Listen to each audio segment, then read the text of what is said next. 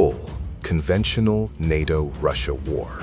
This scenario involves a direct, large-scale military confrontation between NATO forces and Russia across multiple fronts. It would likely begin with escalating clashes and quickly expand into coordinated land, air, and naval operations. NATO's combined military strength would be deployed openly, while Russia would respond with its full conventional capabilities. What makes this different is the scale and organization. As multiple countries act together under a unified command structure, it matters because it would reshape security across Europe and lead to widespread destruction with global consequences. Eastern European battlefield expansion. In this case, the war would concentrate heavily in Eastern Europe, with countries near the conflict zone becoming central battlegrounds. Geography plays a key role, as proximity to Russia and existing infrastructure would determine where forces move and operate. This kind of expansion has historical parallels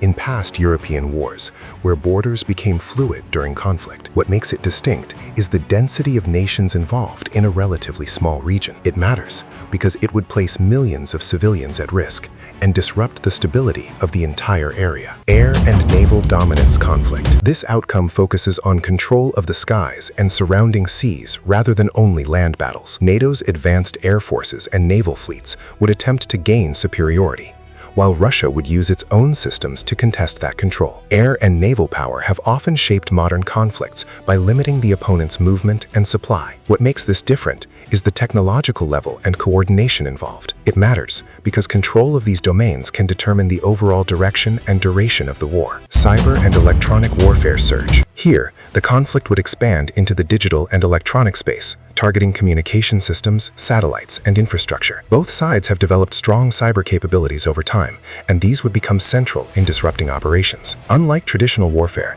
these actions can occur instantly and affect multiple regions at once. What sets this apart is its invisibility and speed. It matters because it could impact civilian life far beyond the battlefield while shaping military outcomes behind the scenes. Economic and energy confrontation. This scenario centers on the use of economic tools as part of the war effort. Sanctions, trade restrictions, and control over energy supplies would be used to weaken the opponent. Europe's reliance on energy networks and global trade routes makes this a powerful dimension of conflict. Historically, economic pressure has often accompanied military action. What makes this different is the global scale and interconnected economies involved. It matters because it could affect prices, industries, and livelihoods around the world. Nuclear deterrence standoff. In this case, both sides rely on their nuclear capabilities to prevent further escalation while continuing other forms of conflict. The presence of nuclear weapons creates a balance where direct use is avoided, but the threat remains constant. This dynamic has existed since the Cold War, where deterrence shaped decisions on both sides. What makes it unique is the level of risk involved without actual deployment. It matters because even the possibility of nuclear use influences every strategic move. Regional spillover into neighboring states. This outcome involves the conflict spreading into neighboring states through accidents, miscalculations, or strategic expansion. Borders can become unstable in wartime, especially when multiple forces operate close to each other.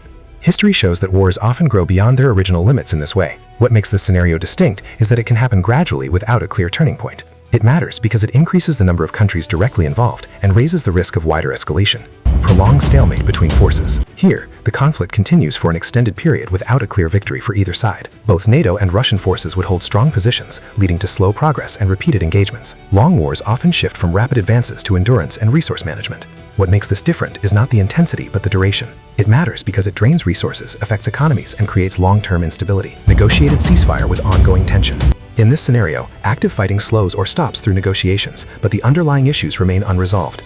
A ceasefire line would form, and both sides would maintain their positions while avoiding direct clashes. Similar situations have occurred in other regions where conflicts become frozen over time. What makes it unique is the combination of partial peace and lasting tension. It matters because it creates a fragile balance where conflict can return at any moment. Global strategic realignment. This outcome extends beyond the battlefield, affecting alliances and global power structures. Countries around the world would adjust their positions, strengthen partnerships, or distance themselves from the conflict. Major wars have historically reshaped international systems and influenced future cooperation. What makes this different is the speed and complexity of modern global relations. It matters because it could redefine how countries interact for years to come.